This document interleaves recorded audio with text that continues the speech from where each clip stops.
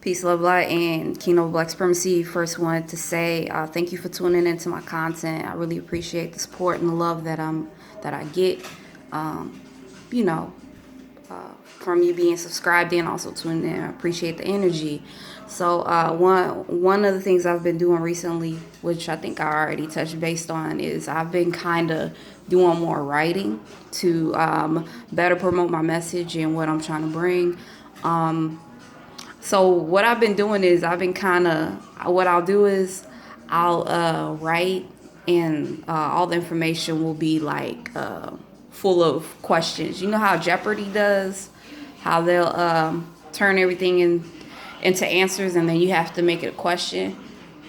So I'm kind of using it as a means to kind of interview myself, so that way I can more efficiently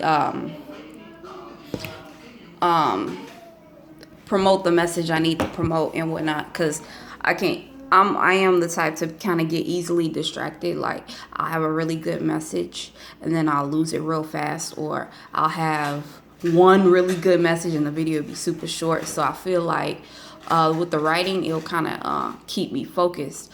One of the things I'm gonna be going into today in this video, I'm gonna actually be talking about long-term and short-term effects. How a lot of us will use prayer as a reactionary response.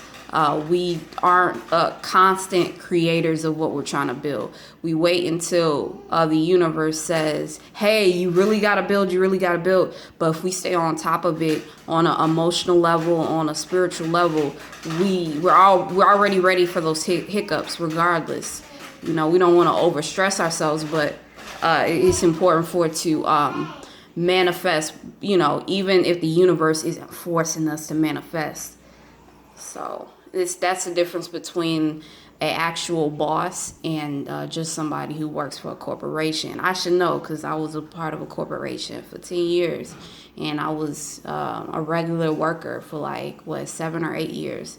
So I only had 2 years of management. So if anybody does not know, well, if anybody knows about slacking, that would be me. So that's why I feel like I'm the perfect example of this video, because what I'm looking to do is I'm looking to be in constant creation of manifest. I'm looking to be less of a reactionary. That's a long-term goal of mine, and then just kind of take things from there. So let me try to get in the avocado of this video. No, I don't eat meat. I'm not going to say the meat of this video. I'm going to say avocado. All right. So I guess I want the top title of this video to be "Only the Lost Can Reverence a True and Living God." What inspired me to discuss and kind of go over that was King Noble's last blog talk. It was music if you tuned in, but I wanted to take an opportunity to talk about what only the lost can reverence a true living God means. What does that mean to me? But I guess I will scratch base on it, because I don't want to get too far into my video and lose my point. So off the top, a freestyle of what comes to mind when I say or state only the lost can reverence a true and living God. I feel like that's an acknowledgement of what's going on in the world. What side do we truly want to be on? What else?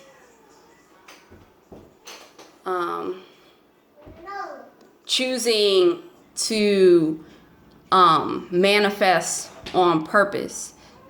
Because what I see a lot happening is that people will complain about what they do not want and do less of what they do want, or move towards what they do want to see and what they do want to be. They are just clear on what they do not like.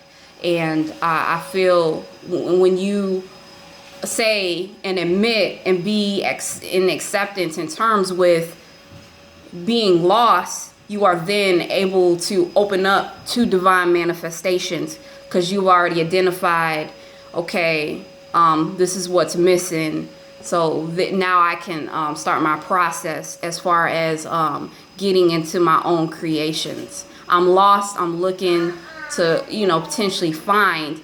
But the key to finding and being alive and and not being dead, because it's possible for the physical body can be pumping, your heart can be going, but that's pretty much it. You're mentally dead, you're spiritually dead, because you are accepting less than what you're worth, or you are accepting minimum when you deserve the maximum of what you want to create and what you want to manifest.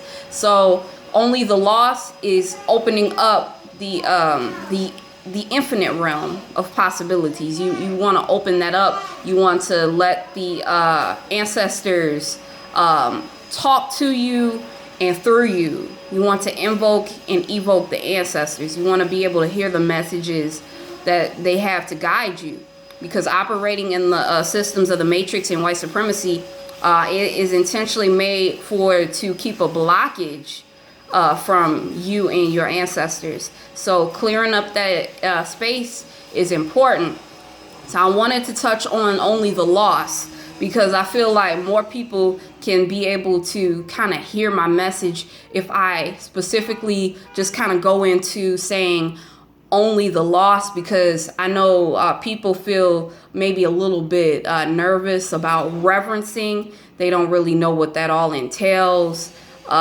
We've been traumatized from slavery, so we don't want anything that has to do with bowing too much. Not only that, a lot of us have come out of Christianity, and it's almost like some people probably see it as us being reawoken into that, or some of us might see it as we have a new slave master, just black. So I kind of wanted to give my own spin and spill, just so you can deeply meditate or think about reverence, the importance of reverence, and how it can be a strong coffee or strong tea in your life. So I wanted to talk about that. So I'm gonna go ahead and reread this title and try to sum it up as best as I know possible. Only the lost can reverence a true and living God. So many of us come from Christianity, and many of us learn how to pray. Most of us do not pray properly. We will pray in a state of helplessness, in a state of vulnerability. And when you accept that you're lost and you accept that you can reverence a true and living God, you are able to enter into a state of vulnerability without having reason. You become more in tune to being in the driver's seat of your life, and not allowing that which is outside of you to push you in a direction, because the universe can be perceived as the devil. Not necessarily, but if you look at it in a different light, for example, if you're going towards a direction, you're clear, the universe is going to send you messages to make sure you're clear. They might send you something really crazy that goes against what you're trying to manifest and show you, hey, that's bad, you shouldn't do that. It's the same thing when we talk about tarot cards or dealing with the spirits. Those of us who still practice Christianity will feel some type of way with dealing with the spiritual realm, because it's kind of embedded in us. It's a program that's been embedded in us, and that we've been told to that tarot cards is bad, dealing with the spirits is evil. So it's something that we have to continue to detox from, to totally rip away from, to eventually throw those layers of onions away.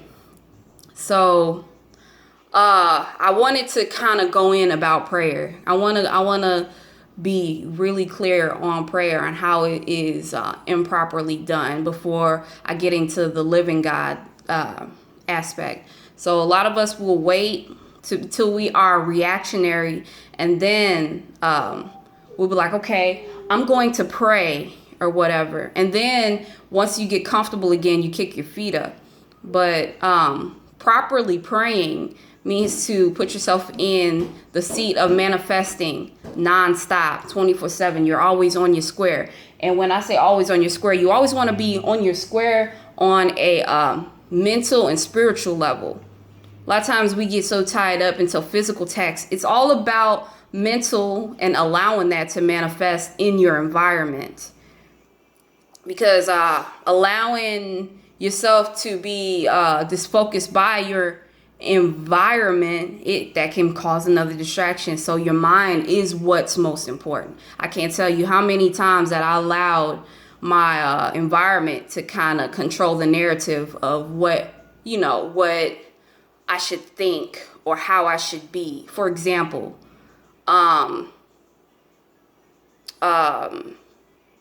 if I wanted to write down how to better meditate and overcomplicating and stressing out about that and not getting it done at all. So you want to be more in tune with your meditations versus your physical tasks. Your physical tasks will eventually become manifestations. You can walk into that, but don't get overwhelmed. I'm the type of person who can potentially get overwhelmed. So that's why I get more in tune with my meditations and my thoughts. That's my goal, is to stay on square as much as possible 24/7 in that regards. Okay, so you know the hiccup of how people improperly pray. They improperly pray through being reactionary. The proper way to pray is to be in a vulnerable state, be in a state of giving without having a reason to enter into that mindset. That's the proper way to pray. That would be the proper way to manifest. The other way that prayer is improperly done is we are taught to pray to something that is not there. So our minds are trained to be led by faith. We don't see it, but it's there. It's coming. It's coming. It's coming. And what reverencing a true and living God is right there in front of you. You see it. There is no question of faith on whether it's there or not. It shows how you can love beyond yourself. It gives you an opportunity to love beyond yourself and without expectations. Because if you're loving yourself, you kind of know what yourself is. And you know what expectations that you have. But to love a true and living black God, that means to enter into the realms of selfless love and coming from a selfless place, because it gets a little complicated and complex when we talk about loving ourselves, which is what we are drawn to do, because we've been taught to hate ourselves on a subconscious level. So we have to continue to strip away and break from that programming.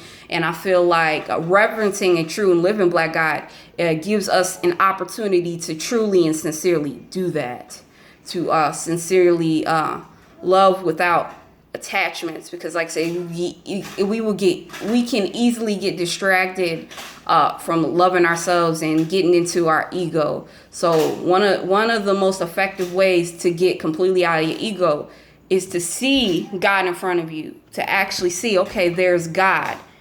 You know, like I said, it's not an invisible man in the sky. You see God and you're able to give love to God. You see where I'm going with that?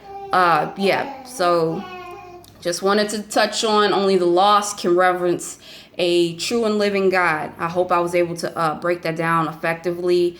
I love the topic of the show. It's just, we were mostly on music, but I wanted to take the opportunity to talk about that and what it means to me. I did give thanks, so I thanked my subscribers and my viewers for supporting me. That's important.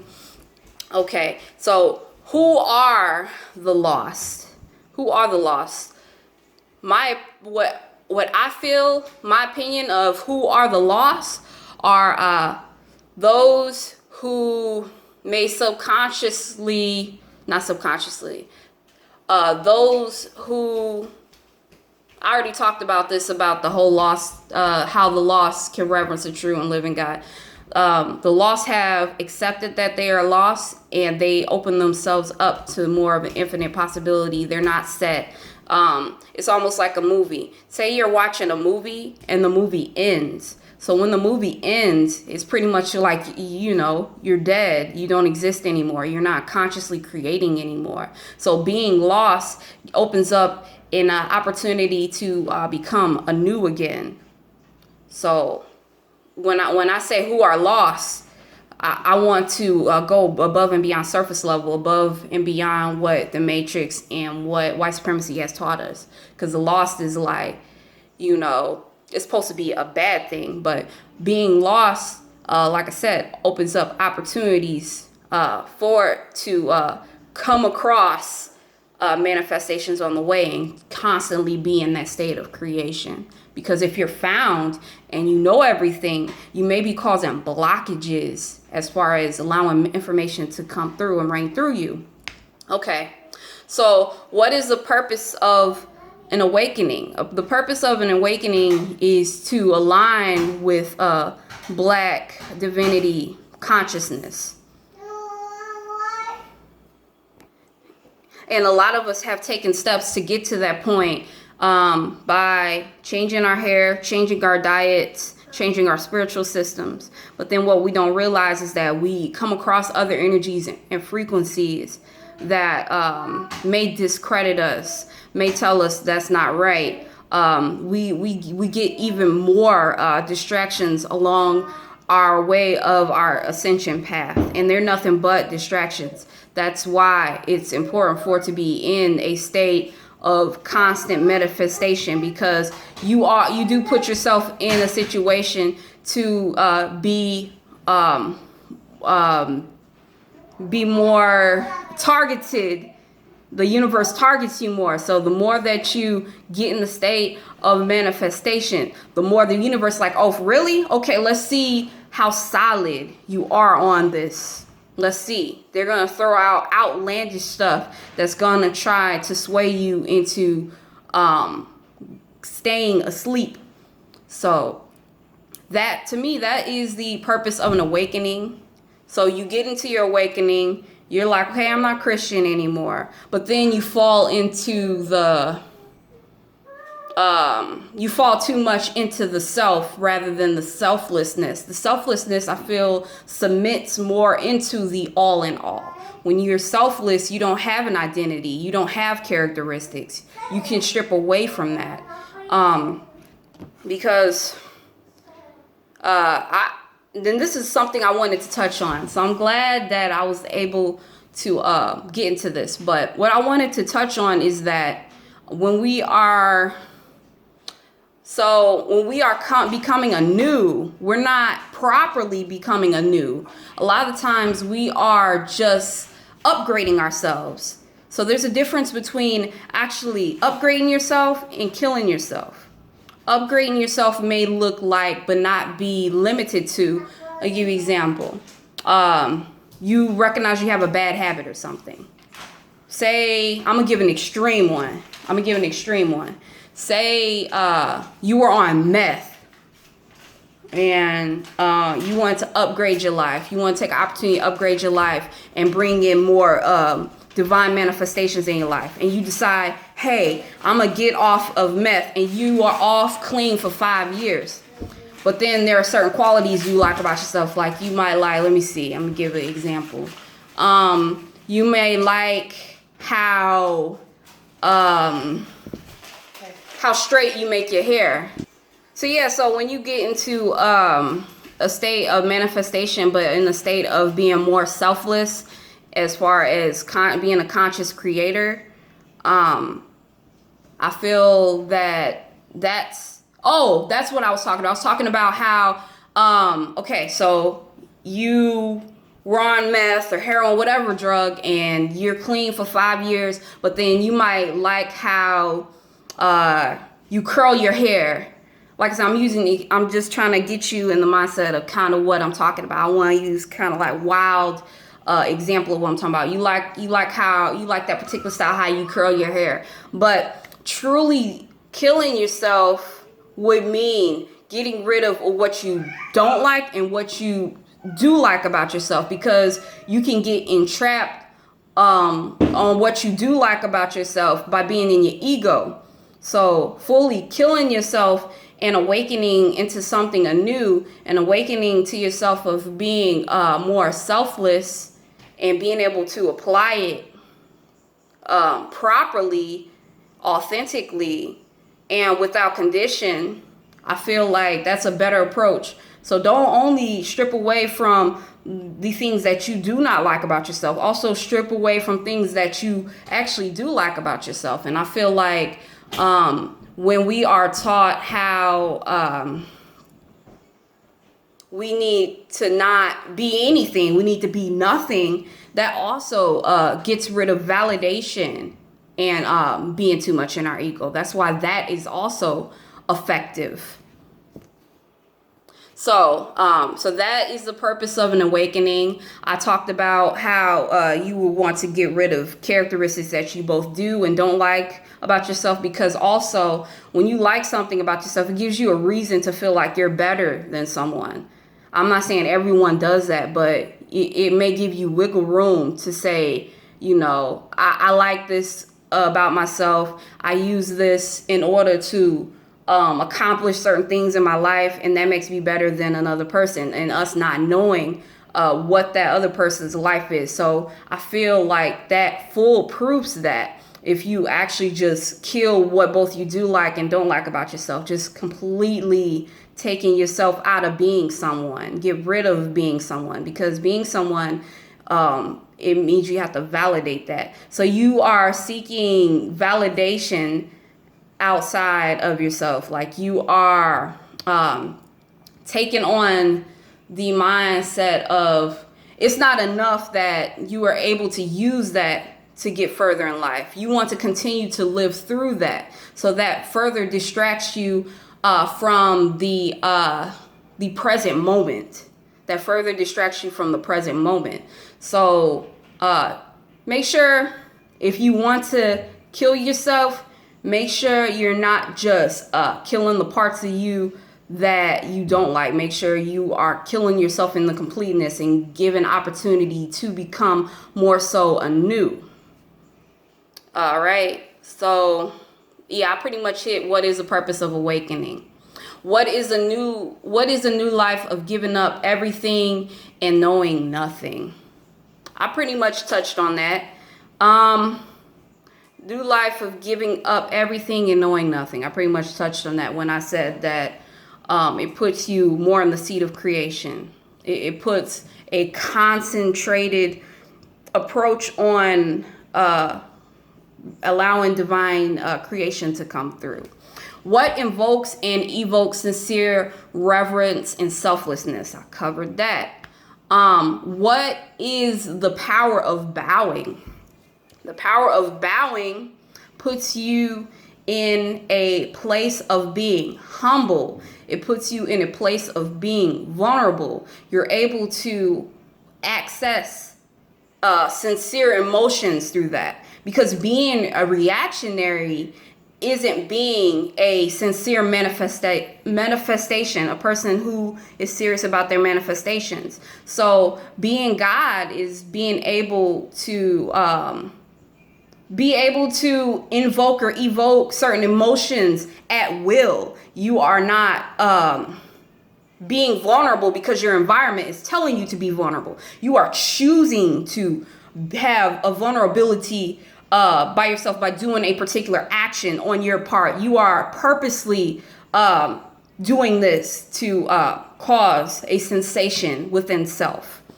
So think about all this stuff, because bowing is a form of reverence too. There's several ways that you can give reverence, and I know bowing is one of them. What does it mean to support defeat? It means to be one to complain and not manifest, not put more focused on manifestation. That's what I see as supporting defeat. Complaining, but not sincerely using your power for change, for sincere change. What is the benefit of revisiting divine black manifestation? The benefit of that is to go back into innocence and purity. So that again goes back into a sincere place to be able to manifest. It's clearing out your hard drive and allowing information to come through easy. They gave you the partial truth about manifestation, but what is it that they didn't include? With divine manifestation, they gave you half truths. And that goes back to how we were not praying properly. We were not praying properly because we were praying to an invisible God. We were praying as a reactionary people. So that in itself, and there's probably many other things, but those two are main things that cause issue with divine manifestation, because you are now you are 100%, 1,000,000,000% leaning on faith and not based on what you know. You are seeing something that isn't there, but not only that, you are using information that you were told that isn't there and trying to make something of it. So it's getting in the way of your manifestations. And I'm almost done with this video. Might have to come out with part 2, but okay. So that's what I want to say about that. How I am either with the current world or I am with creating a new one. How do I identify that? I already went over that, just based on, are you supporting your authentic divine black reality, or are you supporting the matrix and white supremacy? What is total submission to the universe? Total submission to the universe is becoming a devotee of selflessness, and I already touched on that. How did I invoke and evoke that? And I'm still constantly growing myself, bowing, praying to the true and living black God, things of that nature, making sure I'm able to apply as much as I can and have a oneness with not having expectations. Like I said, we know what we need and we know what our responses are to ourselves. So being able to be in the mindset of giving without expectation, we want to utilize that more. We want to get into that more because that's new for us anyway. All right. Let me see. Why my prayers were not as effective. Why are they temporary? What makes them long-term? Black Lives Matter. Already touched on that. What is the importance of staying on square mentally? Touched on that. What are we, how are we programmed as reactionaries? Okay, I'm gonna end this. Peace, love, light, kingdom of black supremacy.